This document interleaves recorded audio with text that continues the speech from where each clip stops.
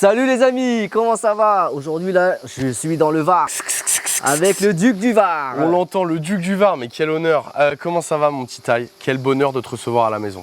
Bah écoute, ça fait un petit moment qu'on s'est pas vu depuis Paris et tout. T'es arrivé ici, on s'est vu vite fait. Là, je vois enfin tes installations et tout.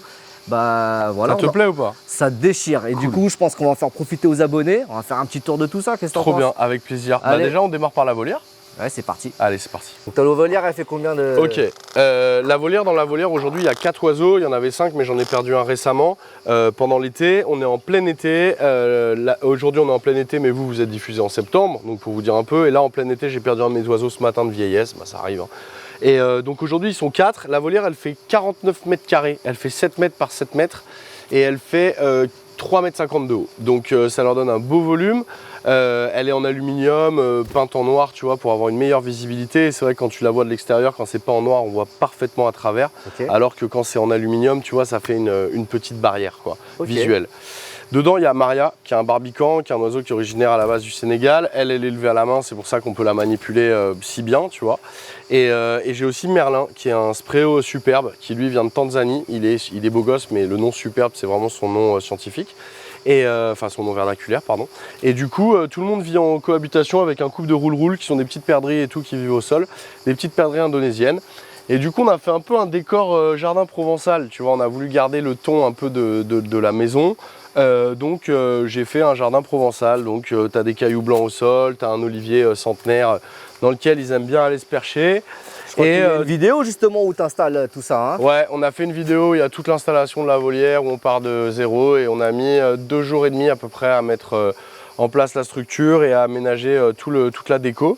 Et les oiseaux, bah, ils s'éclatent, ils sont à l'année dehors, ils ont une loge interne, ils ont une deuxième petite volière qui est chauffée l'hiver, que je leur chauffe à 18 degrés l'hiver, donc l'autre volière elle fait 2 mètres carrés. Et ils ont des lampes infrarouges et ils accèdent en fait à la grande par une trappe, tu vois. Donc ils sont bien, non franchement ils sont bien. Ici il fait très chaud, donc j'ai eu des plantes qui ont souffert, les lavandes ont souffert. Surtout qu'on a eu un mois de juin très pluvieux et que du coup j'ai pas trop arrosé et début juillet bah, ça a cramé. Viens là Maria, regarde, tu es en train de te faire victimer les pieds. Coucou par Maria. Regarde comme elle est belle. Magnifique Maria. Viens là, viens. Tu vois, c'est marrant, là, il t'a fait un cri d'alerte. Ce cri, il le fait quand il a peur d'un truc. Et je me demande si ton objectif, ça le fait pas un peu flipper, tu vois. Mais en tout cas, il a fait vraiment le cri d'alerte. Et au début, les oiseaux, ils sont... Je les ai eus, j'étais à Paris. Donc c'est vrai, quand ils se sont retrouvés dans un environnement totalement extérieur, il y a des trucs qui les déstabilisaient total. Genre les oiseaux qui passaient au-dessus, les oiseaux qui approchaient de la volière. Ils flippaient, ils faisaient des cris. Et tiens, le revoilà. Il aime quand même trop la caméra, hein, t'inquiète. Hein. Monsieur, lui, il vit vraiment pour les caméras. Quand tu vois comment les postures qu'il prend, les... Limite, il bombe le torse et tout. Hein. Ah, il bombe le torse de ouf.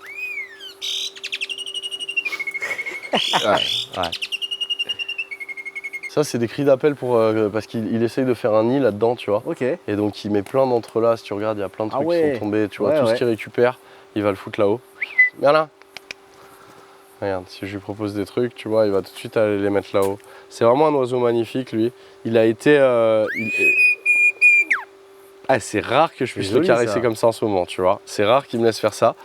Et lui, il n'a pas été élevé à la main depuis l'œuf, mais plus quand il était genre début de sevrage. J'ai fini le sevrage à la main et du coup, il est beaucoup moins tactile que Maria.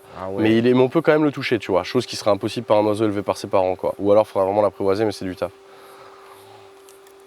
Donc en gros, c'est vraiment comme ton petit bébé, quoi. Ouais, franchement, eux, c'est vraiment, je les adore. Et puis ils ont un beau cadre de vie ici, ils sont vraiment heureux. Ils sont super bien, c'est comme si nous, à l'équivalent, j'avais un 600 mètres carrés pour moi tout seul, quoi. Franchement, je pense qu'ils ont plus de volume. En tout cas, en rapport poids mètre carré, j'avoue, ils défoncent, tout le monde. Mais grave. On enchaîne? Vas-y. Allez, c'est parti. Hop là, vas-y.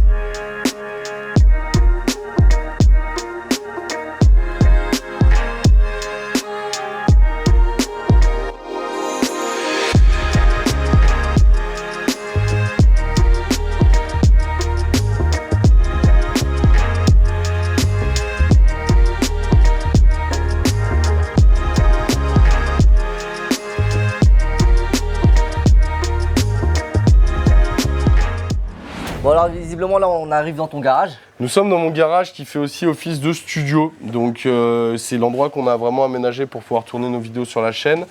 J'ai aucune idée de la taille et de la surface de cette pièce, mais c'est balèze. Je dirais que ça fait, combien ça fait? Attends. Là ici, ça fait la taille de mon appart à peu près, je dirais 45 mètres, 50 mètres carrés. Ouais, je dirais 50 mètres carrés, tu vois. Donc on a pu vraiment avoir de la place pour aménager. On a vraiment la partie décor qui est là-bas et qui nous sert à faire les tutos. Et on a fait là un gros projet, le plus gros projet que j'ai jamais fait de ma vie en termes d'aquarios. On a mis un bac de 2200 litres. C'est immense, hein, vous là.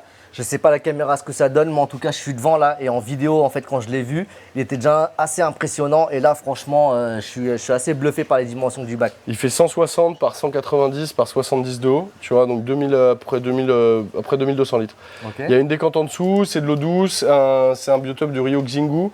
Qui est comment dirais-je, un fleuve qui est au Brésil. Dedans, vous allez retrouver une population de poissons qui sont vraiment du biotope du Rio Xingu, sauf il y a un intrus, il y a un gros intrus, le flower horn, il n'a rien à faire là. Mais il était dans un bac de 250 litres, il me faisait de la peine, je me suis dit allez, je vais le mettre avec ses copains là-bas. Et il a doublé de taille en 6 mois. Ça fait 4-5 mois qu'il est dedans, il a doublé de taille. Et il est assez territorial, mais en vrai, il a des poissons qui le remettent aussi en place, donc ça va. Donc la concurrence, elle se fait. Ouais, ça se passe bien, ça se passe bien. Le seul problème, bon, j'ai des gros plécos, hein, tu peux apercevoir là-bas un énorme L24 qui doit faire 35 cm.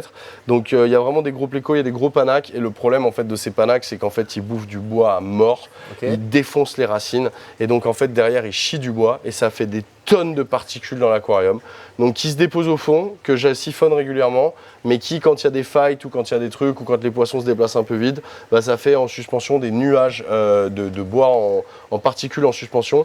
Et ça, esthétiquement, ça fait très naturel, mais je pense qu'il y a plein d'aquariums que ça gênerait et qui voudraient installer un roller mat, un filtre à papier pour tout récupérer, mettre des bombes dans le fond pour récupérer. Moi, perso, ça me va, tu vois. Et c'est rare que ce soit comme ça, full particules, c'est parce que là, on vient de nourrir, on vient de les exciter un petit peu. Mais sinon, la plupart du temps, c'est vraiment au fond, tranquille, quoi. Ok, moi je pense que, moi personnellement, comme ça, là, avec la sédimentation qui remonte et tout, moi je kiffe, hein, ça me dérange pas, tu vois.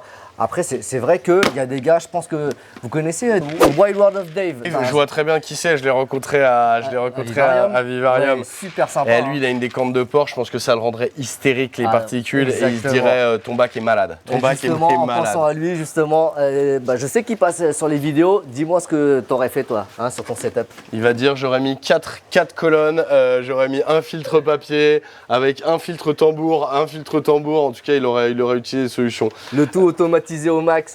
Exactement. Dedans, j'ai un couple de Crinicycla Rosmariae qu'on voit peu, surtout quand il y a des gens qui connaissent pas. Maintenant, ils sortent pas mal, mais c'est vrai quand il y a des intrus, entre guillemets, et des gens qui connaissent pas, ils sont vraiment flippés. Et sinon, il y a une grosse population Xingu, Crinicycla SP Xingu 1. Il y a pas mal de Geophagus, de Pseudo-Geophagus, enfin, il y a plein de trucs, et plein de plécos, tu vois. Ouais, sympa, hein. C'est un beau bébé, franchement c'est un beau bébé. Et dites-vous que ce bac il a pété au 4e jour d'installation, une fois qu'il était rempli et escapé, il a pété, il a fui et on s'est retrouvé avec des centaines de litres d'eau dans le garage. Et vous pouvez vivre cette aventure sur ma chaîne, tapez aquarium, fuit, tout pète, ça sortira. Et vous allez voir ce que c'est que des humains qui ont le seum. On était les pires semards à ce moment-là. Dans tous les cas, je vais vous les mettre en description et tout, les vidéos de Tanguy là, parce que là, cette aventure, moi, je l'avais suivie justement en vidéo. Et franchement, je pense que moi, ça m'arrive. Je pense que ma femme, elle serait partie, elle m'aurait laissé tout seul dans ma galère. Il y a moyen que n'importe quelle personne flippe tellement c'était énervé et parte en courant en disant démerde-toi. Mais bon, l'équipe a super bien géré, on a bien géré. On a remonté le bac, on a collé un deuxième vide dans le fond qui s'était fissuré. Ça a pris 2 mois, 1 mois de séchage, 1 mois et demi on va dire. 1 mois pour sécher le bac, 1 mois pour remettre une vide dans le fond, racheter des UPN, le monter sur UPN qui sont sur les Cyporex. C'était le bordel. En tout, ça pèse à peu près 3,5 tonnes, entre 3,5 tonnes et 4 tonnes. Ouais, quand même, avec le décor, avec la cuve. La cuve en elle-même doit peser dans les 600 kg, surtout maintenant qu'on a rajouté le deuxième plancher. Il y a 400 kg de galets et il y a 2 tonnes de flotte. Donc tu vois, tu fais le calcul, avec tout, ça fait 3,5 tonnes à peu près, tu vois. De quoi faire un bon petit dégât des eaux pour les assurances. Tu as identifié le problème, d'où ça venait? Ouais, en fait, on avait mal géré la structure pour le poser. Ça a créé des points de force. Et qui dit point de force sur un gros bac, bah, la vitre, elle a fendu de part en part. C'était de notre faute totalement. Ok. Donc voilà, ça nous a appris. Et c'est vrai que quand tu fais des gros bacs comme ça, tu as intérêt quand même de tâter un peu les notions de gros œuvres, de portance et tout, chose que je ne maîtrise absolument pas. Donc du coup, on y a été un peu à tâtons avec notre collègue Gabakwa. Et le tâton s'est transformé en bâton. On s'est pris le coup de bâton. Mais du coup, on a refait le bac et franchement, maintenant, il tourne bien, quoi. Ouais, c'est clair. Non, et franchement, il est magnifique à voir. Hein. Écoute, c'est le petit bout de Xingu, quoi. Et du coup, ici, le garage, là, c'est toute ta partie aquarium, c'est ça? Là, on a toute la partie, en fait, décor tout pète. Donc, c'est là que j'ai quelques bacs. Donc là, par exemple, tu vois, tu as le bac d'un tuto qui n'est pas encore sorti, mais qui, au moment où ta vidéo sortira, il sera sorti. C'est des périophthalmes, c'est des petits gobies sauteurs qui sortent de l'eau au marrant. Là, j'ai un fond de décor avec des poissons japonais, un bac qui est sur ma chaîne depuis le jour 1 de ma chaîne. Si j'ai des abos qui regardent cette vidéo, ils sauront que ce bac, les vrais savent tout ce qu'il y a eu dans ce bac. Il y a eu de l'eau de mer, il y a eu des dendrobates, il y a eu de l'eau douce, il y a eu vraiment des tonnes de projets aménagés sur ma chaîne avec cet aquarium. C'est un bac en acrylique de 550 litres que j'avais acheté chez Allmarine à l'époque, que ce bon Blaise m'avait bradé à, je sais plus, 200 balles. Avec là, il y a un petit poisson que je montre rarement, que j'ai jamais même, je crois, montré sur ma chaîne. C'est un Clarias batrachus, c'est un silure grenouille. C'est un poisson qui adulte va faire 60 cm à peu près et qu'en fait est vraiment très cool, il est vraiment très mignon et tout. Tu l'as fait flipper avec ton appareil. Merde. Il est vraiment très mignon, il mange beaucoup, ça mange. C'est vraiment très gourmand. Et c'est une petite espèce qui vit en Indonésie, qui est élevée pour la bouffe, entre autres, il les mange. Et c'est vraiment très résistant, quoi. Et il y en a comme ça des deux couleurs, des piboles comme ça. C'est trop mignon. Et ouais, franchement, c'est vraiment trop mignon, quoi. C'est vraiment trop mignon. Bon, ça grandit, ça fait 50 cm adulte, donc il faut prévoir un gros bac quand même. Je pense que 500 litres adulte, c'est le minimum, 400-500 litres. Mais c'est vraiment, ça s'apprivoise limite, quoi. Tu vois, il est tout le temps à venir rechercher le contact. Bon, il vient chercher la bouffe, hein. Mais il est vraiment pas craintif du tout. C'est vraiment mignon. Et en eau douce, du coup? Eau douce complet. Ouais. Température complet. Je sais pas, je pense qu'il s'acclimate de 20 à 35 degrés, j'ai envie de te dire, tellement c'est costaud, quoi. En Indo, vraiment, je sais qu'ils les ont parfois. Il y a même des mecs qui mettent ça dans des bassins à reptiles, tu vois, genre pour qu'ils se nettoient un peu, qu'ils bouffent les merdes et tout. Et où les paramètres de l'eau vont être vraiment catastrophiques, hein, le bassin ammoniac à fond et tout. Et franchement, les Clarias, ils s'éclatent dedans, quoi. Ah ouais. C'est vraiment très costaud, quoi. Bon, c'est un poisson-chat, hein, tu vois. Donc. Ok, je t'emmène voir les fourmis. Allez. C'est parti. Ah, y a un truc. Là, il m'emmène voir les fourmis. Je kiffe de ouf. Il faut savoir que les fourmis, moi, en fait, c'était mes copines quand j'étais petit. Parce que je parlais pas français et du coup, j'arrivais pas à m'intégrer. Et j'ai toute une histoire avec les fourmis. J'aurais bien aimé en faire là, mais voilà. Comment on dit, le CAF, c'est ça? Le CAF, le quotient d'acceptation familiale. Ouais, et il a dit non. Malgré ton histoire, franchement, t'as failli me mettre l'alarme. Quand tu m'as dit que tu parlais pas français et que tu communiquais avec tes antennes, avec les seuls qui voulaient parler avec toi, tes amis les fourmis. T'as failli tu m'as touché, Taille. Du coup, tu vois, les fourmis, c'était mes potes. Mais moi, je pense que ta femme pourrait faire un petit effort, quoi. Ouais, ça reste de la fourmi, tu vois. Il y a peut-être moyen que je reparte avec une reine ou deux, tu vois. Je crois qu'il y a peut-être moyen de négocier, quoi. Ah non, c'est mort, oublie. Sinon, tu vas chez Stéphane.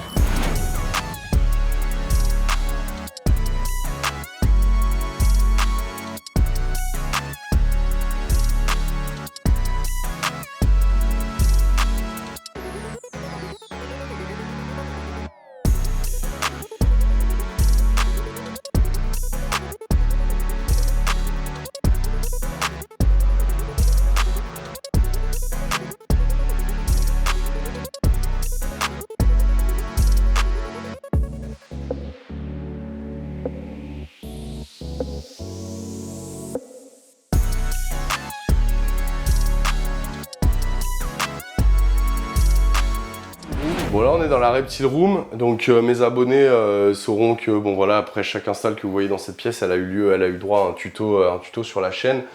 Là on va faire un petit focus sur, c'est la première fois que j'ai des animaux où ça me dépasse en fait. C'est-à-dire que en fait j'ai commencé avec, donc c'est des fourmis, c'est vraiment une passion depuis quelques années les fourmis et je m'y suis mis vraiment sérieusement.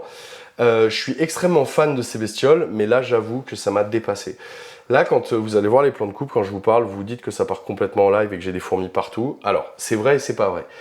j'ai un problème d'anti-évasion dans l'aire de chasse de mes fourmis champignonistes qui fait qu'elles peuvent se barrer. Donc elles sont en train de se balader un peu partout, là il y en a déjà plusieurs dizaines qui se baladent, ça peut paraître impressionnant, mais elles reviennent toujours pour se nourrir, elles vont pas aller partout dans la pièce non plus. Ça arrive de temps en temps qu'elles tapent des missions d'exploration, je me suis fait piquer les pieds dans les chiottes à 2h du mat, ils sont à 3 mètres d'ici. Ouais, c'est la pièce d'en face. Voilà, il y a quelques jours, mais là je vais remettre de l'anti-évasion, mais je vais attendre ce soir qu'elles soient toutes rentrées, je vais rebadigeonner d'anti-évasion, comme ça elles vont être plus canalisées.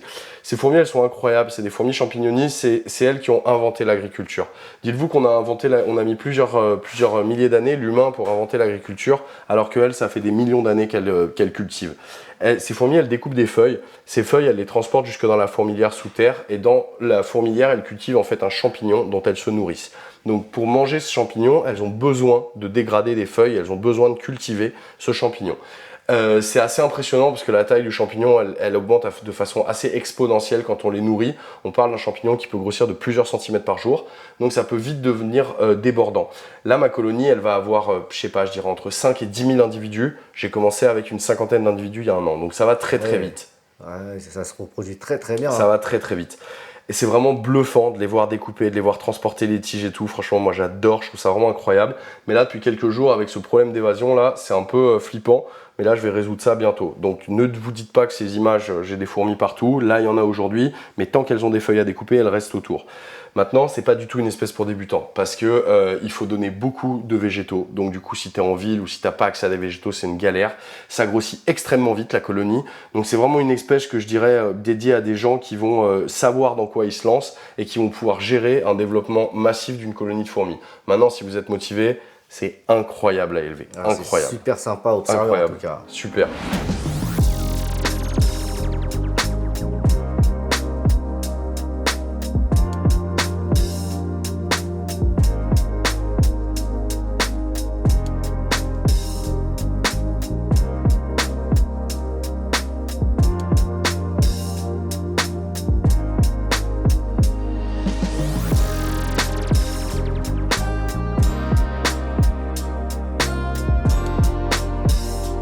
Bon les gars, là on passe sur la partie que vous kiffez tous, hein, la partie récifale. Mais juste avant ça, c'est le moment de s'abonner et de cliquer sur le petit pouce bleu et aussi d'enclencher les cloches de notification. Et je compte sur vous les gars, faites pas les crevards. C'est vrai que c'est crevard de pas mettre un pouce bleu. T'as vu, et je trouve qu'ils en mettent de moins en moins parce qu'en fait, comme nos viewers ils consomment pas mal de TikTok, sur TikTok tu mets pas de pouce, tu likes moins. Et c'est vrai que j'ai l'impression que le ratio de pouces bleus baisse un petit peu, quoi. N'hésitez pas à lui mettre un pouce bleu, abonnez-vous à cette chaîne qui est incroyable. Alors devant nous, on a un petit lagon. Donc c'est un lagon que j'ai depuis des années, que j'ai remonté il y a pas longtemps, il y a quelques mois avec Manu Riff, que vous connaissez, le professionnel du fluconazole, qu'on ne présente plus, hein. Il est connu sur toute la planète entière pour sa vidéo fluconazole qui doit cumuler plus de 8000 vues, je crois. Ah ouais. Donc ouais, franchement, il avait fait du vu avec sa vidéo. Moi, je m'amusais à la repartager tous les 2 mois, tu vois, ça a marché, ça a marché. Tu aurais dû faire de l'affiliation sur sa vidéo, tu aurais été riche. Donc j'ai un petit lagon qui fait à peu près 250 litres, qui a un chalot qui fait 120 par 80 par 30 de haut. J'ai eu que des galères ces derniers mois avec ce bac. C'est-à-dire que c'est un bac qui tournait nickel et en fait j'ai fait une énorme erreur et je vais vous le dire, hein, j'ai introduit de la pierre morte à un moment dans le décor. De la pierre morte ou de la pierre synthétique? De la Marcorox. Okay. Voilà, on n'hésite pas à dire les termes, de la Marcorox. Okay. Je me suis tapé un pic de silicate, même le silicate lui-même n'avait jamais vu ça, tu vois. Okay. Genre horrible. Donc du coup j'ai viré les roches. J'ai remplacé par de la roche vivante premium que j'ai pris chez RH, chez Recifato, ils m'ont envoyé de la roche vraiment au top. Okay. J'ai relancé, ça allait, et en fait depuis quelques mois j'ai pas mal de galères. J'ai eu une grosse attaque de bryopsis, donc du coup j'ai perdu pas mal de coraux avec ça. Ensuite ça s'est enchaîné avec de la cyano. Donc en fait j'ai l'impression que vraiment la Marcorox a totalement déstabilisé la masse bactérienne du bac et depuis j'ai eu que des effets cascades. Comme les températures sont bien remontées depuis un mois, là, même si j'ai la clim dans la maison, j'ai eu un petit pic de cyano, vous êtes nombreux à avoir des cyanos l'été, on est nombreux d'avoir des cyanos l'été. Là si tu veux l'enchaînement silicate, bryopsis, cyano, j'ai perdu vraiment pas mal de coraux ces derniers mois. Là ça va mieux, c'est en train de repartir, les coraux se regonflent, les coraux commencent à pousser, mon euphilia là s'est divisé il y a pas longtemps et j'ai eu peur pendant la division mais franchement ça a été. Donc on va dire qu'aujourd'hui je suis à fond sur mes poissons. Mes poissons là-dedans, j'ai un magnifique Zebrasoma gematum que j'ai eu tout petit, qui a bien grandi. J'ai un super beau, je sais pas si tu vas pouvoir le filmer parce qu'il est un peu tard, à mon avis il est déjà couché, mais j'ai un très beau Gramma de Yonggi. Et j'ai un Chelmon rostratus aussi qui se balade. Et donc les poissons vont bien, les coraux reviennent un peu à la vie, mais ces derniers mois, c'est pour ça qu'on le voyait moins sur la chaîne, j'ai eu vraiment des galères. Il faut comprendre que le récifal, franchement, tout le monde peut se taper des galères, les débutants comme les gens qui sont confirmés. Et là, j'avoue que je suis en train de reprendre mon bac. Hein. Je n'ai pas du tout envie d'abandonner ou de dire ah, voilà, c'est trop chiant. Mais il faut comprendre que le récifal, parfois, il y a des effets cascades qui arrivent et qu'il y a un problème, quand tu le résous, va en déclencher un autre.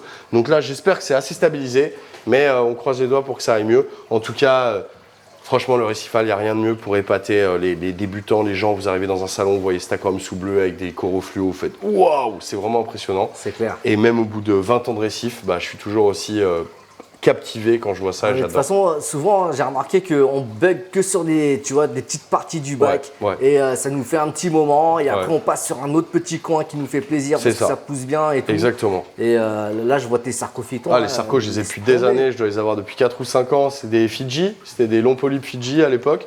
Et j'ai aussi des sarcophytons Ehrenbergi. Donc eux s'éclatent et vraiment c'est des coraux magnifiques. Je le dis tout le temps et je le redis et je vous le dis, ne vous laissez pas embrigader par la hype des gens qui disent ouais un super récifal c'est que du corail dur, c'est que des acroporas, je suis en SPS only, ou mon bac c'est un full SPS. Vous pouvez faire des bacs sublimes qu'avec des coraux mous, un peu de LPS et vous n'êtes même pas obligé, des bacs qui sont pleins de couleurs, pleins de vie, qui bougent et tout. Cultivez les coraux, élevez les coraux qui vous plaisent. N'essayez pas de reproduire des aquariums que vous voyez sur internet juste parce que vous vous dites oh là là, ça a l'air hyper compliqué mais je vais me challenger. Franchement, commencez doucement, faites des bacs avec des animaux qui sont résistants, qui poussent bien et vous pouvez faire des jardins de corail à la fin qui sont sublimes qu'avec des coraux hyper simples. Tai, il a un petit bac, le Toxic Garden avec ses Oranthus qui tourne tout seul. Franchement, le bac est sublime. Et n'oubliez pas, si vous êtes en galère, la Toupette Reef School est là pour vous. Évidemment, j'allais en parler de la Toupette Reef School, les gars. C'est d'ailleurs un des plus gros sponsors de la chaîne. Hein. Ça nous permet vraiment d'avancer et d'upgrader. On est là, voilà, on est là. En caméra, en son, en tout ça. C'est pas de l'argent qui va dans notre poche. Hein. Ça sert à vraiment upgrader la chaîne. Voilà. Et pour tout ça, bah, merci mon sponsor. Mais avec plaisir. Donc vous avez un lien d'affiliation de Tai. Passez par Tai pour choper la Toupette Reef School. 3h30 de programme dédié à la mise en place d'un aquarium récifal. On a filmé en temps réel pendant 5 mois. On part du début, l'aquarium il est vide dans les cartons. À la fin, vous avez un récif qui tourne, coraux, poissons et toutes les étapes sont détaillées dans un programme. Le tout pour 60 balles. Honnêtement, vous allez faire des économies en l'achetant. Et en plus, vous aidez Tai à développer sa chaîne si vous passez par son lien affilié. Qu'est-ce qu'on peut faire de mieux? Et bah, que demander de plus? Peut-être un épisode 2, non? Une session 2 pour on est en réflexion de la saison 2 de la Reef School qui va arriver bientôt, mais en tout cas, il y a plusieurs centaines de personnes qui ont rejoint l'aventure. Et c'est vrai qu'on a des super retours et plein de personnes nous ont dit ça nous aide à bien synthétiser les infos, à suivre un mentor, entre guillemets. Si vous voulez que je devienne votre mentor dans le récifal, n'hésitez pas et abonnez-vous à Reef Techniques. Yes. Et pour clôturer ça, la petite question pour terminer, comment tu ferais? Est-ce que tu te verrais en fait vivre sans tous ces animaux? Alors, je pense qu'on peut s'adapter à tout et que si à un moment de ma vie je me retrouvais sans animaux, je pense que je survivrais mais que je serais très malheureux. J'ai toujours été entouré de beaucoup d'animaux et c'est vrai qu'aujourd'hui, bon, j'ai la place et j'ai des conditions pour pouvoir les élever de façon très correcte, mais je pense que j'aurais vraiment du mal et que même si je me retrouvais dans une situation où j'étais dans un tout petit logement et en galère, bah, j'élèverais des insectes, des trucs, un petit nano-aquarium, mais j'aurais vraiment du mal à avoir aucun animal dans ma vie. Honnêtement, ça me paraît impossible, tu vois. Ça me paraît impensable. Maintenant, on ne sait pas de quoi l'avenir est fait, et voilà. Mais en tout cas, ça me paraît impensable et j'aimerais pas du tout. Et je plains les gens qui ne, voilà, force à vous, qui voulaient un aquarium et si on vous l'en empêche, force à vous. Et c'était le mot de la fin. Salut les gars, ciao ciao. Merci Tai.